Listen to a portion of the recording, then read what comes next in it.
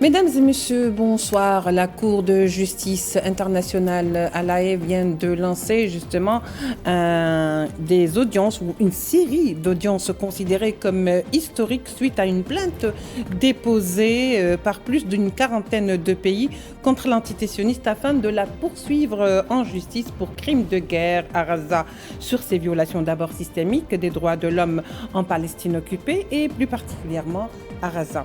L'Algérie, qui n'a pas dévié d'un iota dans son soutien aux Palestiniens et sa dénonciation du génocide sioniste, a fait hier un plaidoyer incendiaire contre l'entité sioniste et la guerre injuste qu'elle mène contre le peuple sans défense, un peuple que cette entité sioniste tente de faire mourir à petit feu en l'empêchant ou empêchant l'aide de l'UNRWA d'accomplir son travail.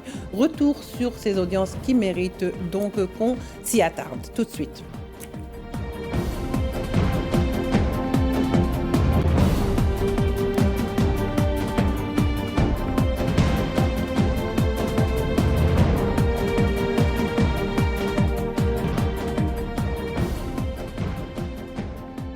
Pour en parler ce soir, nous recevons donc avec beaucoup de plaisir nos invités que je vais de ce pas et de suite vous présenter. Pour commencer, nous recevons ce soir Emilio Dabet, avocat, juriste palestinien, spécialiste du droit international et des droits de l'homme. Vous êtes également actuellement enseignant du droit international à l'université An-Najah en Palestine. Emilio Dabet, bonsoir.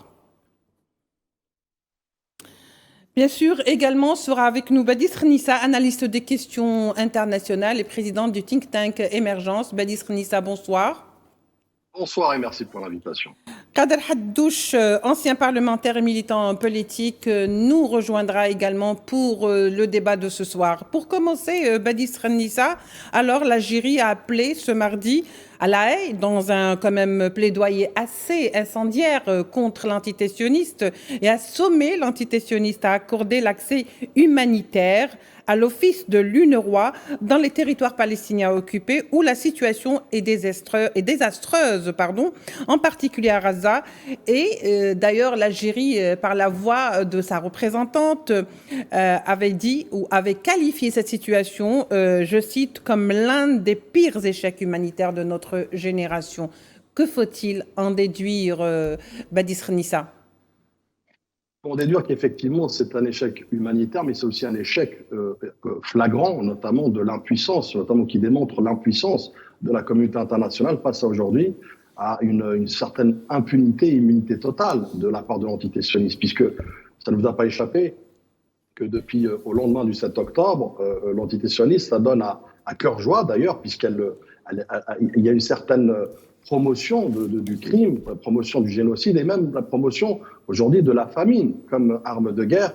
Dès lors que vous avez le ministre de la Défense de l'entité sioniste qui publiquement récemment déclarait d'une manière irresponsable et odieuse que le blocage des aides humanitaires fait partie d'une tactique réfléchie et structurée, notamment de la part de l'entité sioniste, vous avez là des preuves sans équivoque justement du caractère prémédité, notamment de cette famine, mais surtout aussi de l'exploitation de cette famine pour comme mettre des pressions notamment sur le Hamas pendant les négociations. Donc vous voyez bien que je dirais, les preuves ne manquent pas à l'appel, les preuves sont tangibles, sont palpables, je dirais, à qui veut l'entendre, à qui veut le voir, bien évidemment. Et c'est pourquoi l'Algérie aujourd'hui, à travers ce plaidoyer, mais aussi il y a quelques jours au Conseil de sécurité, ne cesse, d'ailleurs, fidèle à sa position, fidèle à ses idéaux, fidèle aussi à sa quête et sa lutte vertueuse, à savoir être aux côtés, d'abord du bon côté de l'histoire, mais aussi aux côtés des causes justes, comme la cause palestinienne aujourd'hui. Mais force est de constater malheureusement que ni les condamnations, ni les plaidoyers malheureusement par le passé, ni d'ailleurs les résolutions onusiennes, parlons-en, qui sont à foison, qui font légion aujourd'hui, qui s'accumulent, ne font fléchir l'entité sioniste. Oui. On pourra évoquer effectivement les tenants, mais surtout les aboutissants, comment y remédier. Encore une fois aujourd'hui, c'est une pression supplémentaire, il ne faut pas minimiser non plus ce qui se passe aujourd'hui à la Cour de justice. Comme vous l'avez évoqué à juste titre, c'est une plainte de groupe. Et d'ailleurs, c'est ce qui manquait, notamment pour créer un rapport de force avec cette entité sioniste voyou, c'est qu'effectivement, il faut avoir une certaine action consensuelle, une action commune, une responsabilité collective, une responsabilité morale et juridique, notamment non seulement des organisations onusiennes, mais aussi des espaces, notamment l'espace arabe, l'espace africain, aujourd'hui la Cour de justice. J'ai envie de vous dire, tous les instruments, tous les outils qui permettent effectivement de créer un rapport de force, de faire fléchir cet antiséctionnisme sont les bienvenus. Et aujourd'hui, l'Algérie s'inscrit dans ce sillage, à savoir au devant, je dirais, comme une locomotive diplomatique pour pouvoir justement contrer, encore une fois, ce projet odieux qui consiste à exterminer, non pas la Palestine, mais exterminer l'existence elle-même de l'identité palestinienne et surtout la dématérialiser, l'invisibiliser, puisqu'aujourd'hui, encore une fois, qu'on le veuille ou non, le Conseil de sécurité, la communauté internationale est passée d'une communauté internationale vers une communauté d'intérêt dont le peuple palestinien en paye le lourd tribut. Très bien, donc vous avez fait le point avec nous, Badis Nissa, et Dieu sait que aujourd'hui la Palestine vit effectivement ses pires moments. Emilio Dabet, vous êtes avocat, juriste palestinien, spécialiste du droit international. Justement sur le plan du droit aujourd'hui, comment faut-il qualifier et comment faut-il classer les violations systémiques et systématiques de l'antisémitisme vis-à-vis donc de cette enclave et de l'enclave de Gaza dont elle porte la responsabilité chaque jour? Alors, si vous me permettez, je crois qu'il faudrait d'abord clarifier de quoi il s'agit. Ces audiences font partie de la procédure d'un avis consultatif qui a été demandé par l'Assemblée générale des Nations unies à la Cour. Une quarantaine de pays. Oui, et il y a une quarantaine de pays qui vont intervenir dans la procédure. Maintenant, la demande de l'Assemblée générale, c'est une question très simple, c'est quelles sont les obligations de l'État d'Israël selon le droit international et en tant que pouvoir d'occupation et membre de l'ONU, quelles sont les obligations d'Israël au regard de la présence des Nations unies et d'autres organisations internationales dans les territoires palestiniens occupés. Maintenant, pour comprendre cette demande, il faut se rappeler qu'en juillet 2024, la Cour internationale de justice avait déjà rendu une autre opinion consultative sur la légalité de l'occupation. Et donc, cette nouvelle demande d'avis ou d'opinion consultative, c'est une sorte de continuation de la première qui a été décidée par la Cour en juillet 2024. Donc, en juillet 2024, la Cour a dit quoi? Elle a dit que l'occupation en tant que telle, le régime total d'occupation israélien sur les territoires palestiniens était illégal et que Israël devait se retirer des territoires palestiniens occupés immédiatement. Maintenant, en même temps, la Cour a dit qu'Israël a toujours toutes les obligations propres au droit international, propres au droit international humanitaire et le droit relatif aux droits de l'homme. Maintenant, la demande d'avis consultatif dont on parle aujourd'hui, cette affaire, on peut l'analyser et la représentante de l'Algérie l'a très bien dit pendant sa plaidoirie. Cette affaire, on peut l'analyser du point de vue de trois perspectives, si vous voulez. Oui, d'abord, les obligations d'Israël au regard de l'ONU. Deuxièmement, les obligations d'Israël par rapport aux conventions de Genève en tant que pouvoir occupant et les obligations d'Israël vis-à-vis du droit à l'autodétermination du peuple palestinien. Si vous voulez, je ne sais pas si j'ai le temps d'élaborer sur ces trois points. Oui, on peut quand même en citer les grandes lignes, je veux dire. Oui, donc par rapport aux obligations d'Israël par rapport à l'ONU et à la présence de l'ONU dans les territoires occupés, il faut bien dire que les obligations d'Israël en tant que pouvoir occupant, c'est de coopérer de bonne foi et de faciliter le travail de l'ONU et d'autres organisations internationales, et en même temps de respecter leur protection, leurs immunités dont elles bénéficient. Oui. Ça, d'abord. Et on voit qu'Israël, en interdisant le travail d'UNRWA et d'autres organes et agences de l'ONU, viole cette obligation. Au regard des conventions de Genève, Israël viole ses obligations de faciliter l'entrée de l'aide humanitaire destinée aux Palestiniens. Il y a des articles de la Charte et des conventions de Genève, particulièrement l'article 55, qui fait cette obligation explicite. Et Israël viole cette obligation ouvertement. Et troisièmement, du point de vue du droit du peuple palestinien à l'autodétermination, la Cour internationale de justice et toutes les organisations internationales sont d'accord qu'il s'agit là d'un principe fondamental du droit international, qui est une obligation d'après la Cour internationale erga omnes, c'est-à-dire obligatoire pour tous les États, et que effectivement Israël empêche les Palestiniens de réaliser. Mais, merci beaucoup, donc, Monsieur Emilio. Je me tourne vers vous, Monsieur donc Haddouch Kader. Vous qui êtes donc militant et ancien parlementaire, je vous dis d'abord bonsoir. Merci d'avoir accepté notre invitation. Bonsoir, madame. Bien sûr, Emilio Dabet avait parlé de la responsabilité d'Israël sur 3 plans. D'abord sur le plan du regard de l'ONU, de la Convention de Genève et de l'autodétermination. Et c'est justement ces 3 points qui ont été évoqués par l'Algérie et par d'autres pays qui ont pris la parole. Mais l'Algérie a énormément acculé l'entité sioniste. L'Algérie, à partir du moment où elle porte la responsabilité et tient à l'entité sioniste de responsable de ce qui se passe aujourd'hui à Gaza, non pas seulement du côté du point de vue du génocide qu'elle commet, mais également sur le fait d'affamer toute une population en empêchant l'aide justement de venir à Gaza et en empêchant le travail de l'UNRWA sur place. Merci madame pour votre invitation et merci de nous donner l'opportunité pour s'exprimer sur un sujet ô combien douloureux pour tous ceux qui ont encore un sentiment et un minimum d'humanité.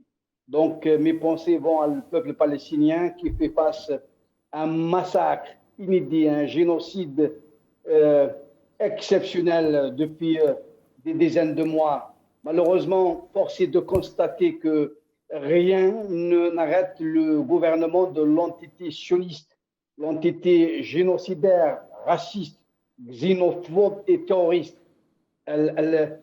On parle aujourd'hui de dizaines de milliers de morts, de femmes, d'enfants, de vieillards, de toute une population il ne reste plus rien à Gaza. Donc, vous voyez, et tout ça se fait malheureusement, je ne dirais pas avec la bénédiction, mais avec un regard, j'ai envie de dire, presque complaisant de la part du monde occidental, du monde qui se dit libre, du monde qui se dit droit de l'homiste. Quant à l'Algérie, autant que membre non permanent du Conseil de sécurité, joue un rôle important dans la défense du peuple palestinien et la défense des peuples, de manière tous les peuples qui sont parce que l'Algérie a toujours été du bon côté de l'histoire avec un grand H. Donc, je vous rappelle que c'est elle qui a chassé donc l'apartheid de l'ONU et c'est elle qui a donné la parole représentant de l'OLP dans les années 74 à Yasser Arafat Lahirmou, et c'est l'Algérie qui a donc, c'est en Algérie qui a eu la naissance, ou a été décrétée la naissance de l'État palestinien. Donc, ce que fait l'Algérie aujourd'hui, elle est tout simplement en phase avec l'histoire ou la densité historique qui est la sienne. Elle est en phase avec le combat qu'a mené le peuple algérien pendant la guerre de libération et qu'a mené l'Algérie en tant qu'État phare du tiers-monde depuis 62 aujourd'hui. Il est tout à fait donc normal aujourd'hui, heureusement, qu'il y a un État comme l'Algérie et l'Afrique du Sud qui mène ce combat malheureusement face à une majorité occidentale qui soutient directement ou indirectement, si ce n'est pas par le soutien militaire et financier à l'entité israélienne ou par la complaisance et par le silence face à ce génocide commis par l'extrême droite israélienne contre le peuple palestinien. Donc, et ce que je regrette aussi, donc, c'est la complaisance de certains États arabes et musulmans, mais aussi d'autres puissances qui ont normalement qui ont une parole qui porte au niveau des conseils de sécurité, mais leur parole reste plutôt insignifiante. Malheureusement, nous sommes dans un schéma ou dans un conflit qui est totalement inégal et asymétrique entre le peuple palestinien qui résiste depuis des décennies pour justement qu'il puisse disposer de lui-même et créer son État indépendant, une cause tout à fait juste et tout à fait légitime, mais malgré que beaucoup d'États du monde dit global soutiennent ou adhèrent à ce droit élémentaire du peuple palestinien, force est de constater que le peuple palestinien fait encore l'objet de massacres, de génocides depuis des mois et aujourd'hui. Donc il y a la famine qui menace la sécurité et la vie de millions, de centaines de milliers de Palestiniens. Donc c'est honteux. J'ai honte à la place de ce monde qui se délivre et qui n'est pas en capacité d'imposer donc à cette entité israélienne de respecter un tant soit peu de droit international pour que ce peuple palestinien... Oui. Très bien, Monsieur Abdelkader Haddouche, juste pour un petit peu essayer d'équilibrer et de donner la parole à tout le monde. Badis Khnissa, finalement, l'Algérie, donc par la voix de Maya Sahli, avait dit que elle a insisté sur le fait que l'interdiction, par exemple, de l'UNRWA par l'entité sioniste est une manière de détruire le présent, l'avenir et l'avenir du peuple palestinien, relevant que abandonner cette agence revient à abandonner carrément le peuple palestinien. Y a-t-il encore quelque chose à rajouter? Le constat est là, mais hélas, l'action fait défaut.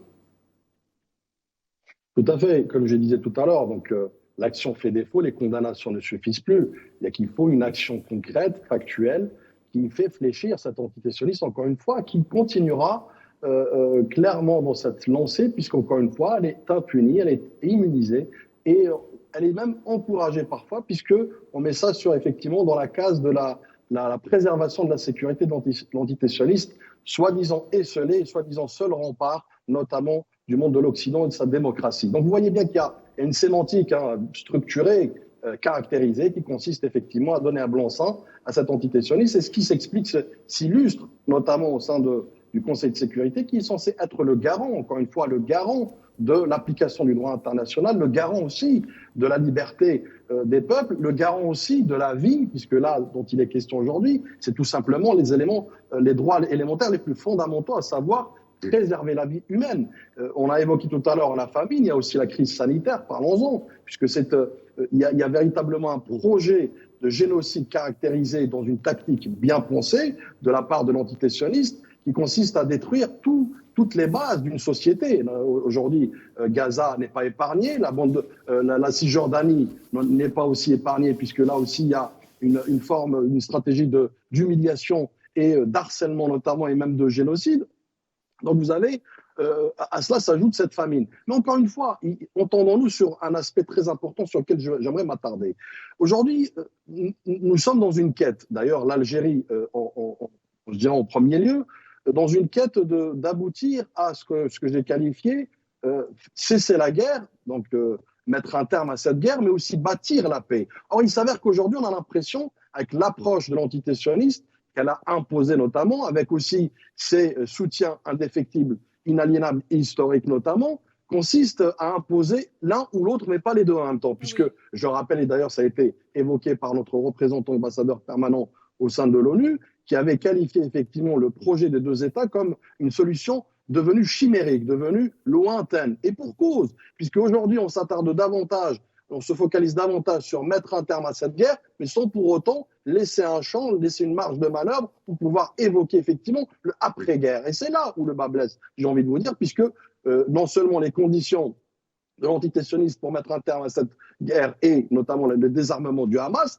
donc le désarmement de toute résistance, ça veut dire mettre un terme définitivement à l'existence palestinienne, si tel sera le cas, et ça ne sera jamais le cas, alhamdoulilah, fort heureusement, j'ai envie de vous dire.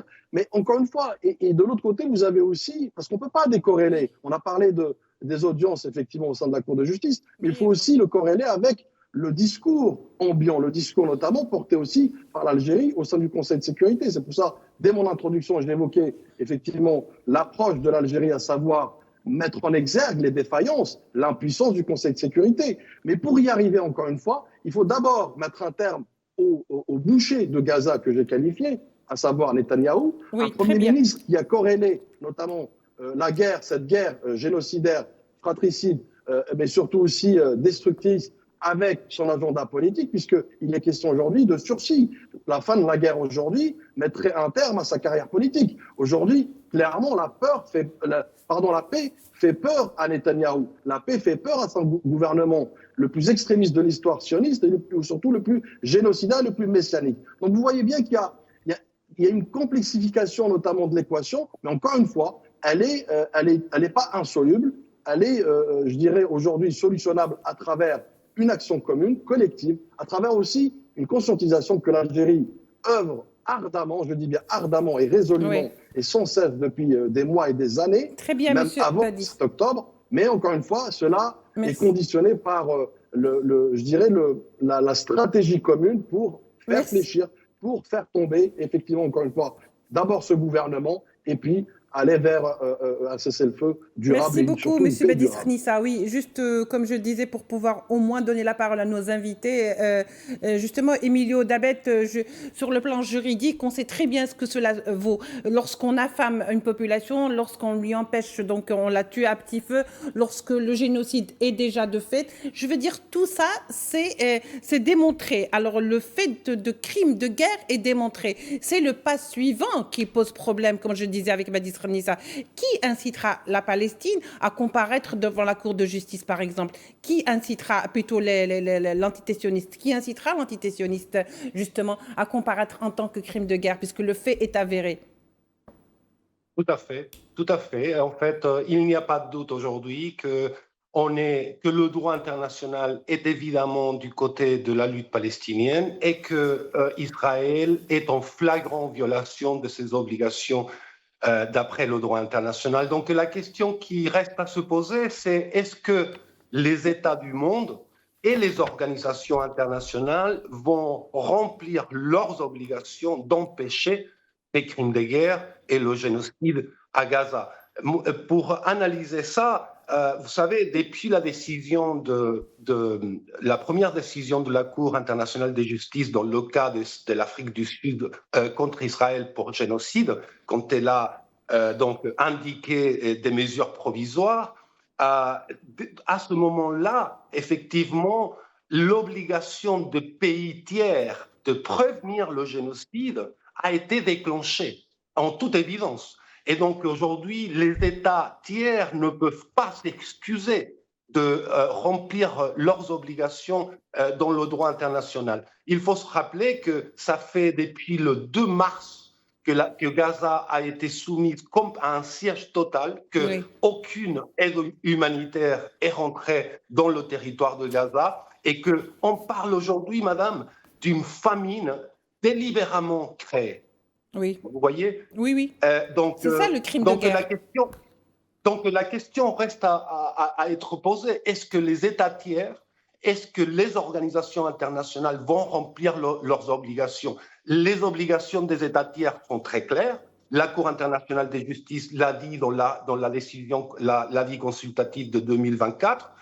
Et les obligations des organisations internationales comme les Nations Unies et particulièrement la Cour internationale de justice elle-même comme l'organe principal et le plus important organe judiciaire de l'ONU, elle a aussi elle-même une obligation de prévenir les violations au droit international et notamment le génocide. Donc il reste à voir quelle va être l'attitude des pays tiers et des organisations internationales comme l'ONU face à des crimes de guerre et un génocide qui sont évidents. Très bien, Monsieur Dabet Emilio. Abdelkader Haddouche, je vous demanderai donc de conclure, mais d'être vraiment bref, vu que le temps vraiment nous prend de court. Justement, tout le monde a l'impression que le Premier ministre de l'extrême droite israélienne cherche à pérenniser cette guerre pour échapper à tout jugement devant une instance internationale. Donc, on souhaite tout simplement le respect du droit international et que cette guerre ou ce génocide est se termine le plus tôt possible et que le peuple palestinien puisse enfin espérer à la vie comme tous les peuples. Et pour cela, il faut que le combat que mène l'Algérie au niveau des Nations Unies, donc avec tous les États qui sont attachés donc aux droits des peuples à pouvoir disposer d'eux-mêmes, mener donc ce combat honorablement de manière que cette cause du peuple palestinien soit donc audible et que le peuple palestinien pourra espérer enfin à une vie plus ou moins apaisée. Merci beaucoup, Abdelkader Haddad. Je rappelle que vous êtes ancien parlementaire et militant politique. Vous étiez avec nous depuis Paris en direct. Badis Renissa également, analyste des questions internationales. Emilio Dabet, avocat juriste palestinien, spécialiste du droit international. En tous les cas, cela démontre une chose aujourd'hui, c'est que les règles et les droits, ils existent, les lois également, mais que l'impuissance de la communauté internationale est la plus forte en tous les cas. Mesdames et messieurs, merci de nous avoir suivis. On se retrouvera demain pour un nouveau numéro de l'Échiquier international. Au revoir.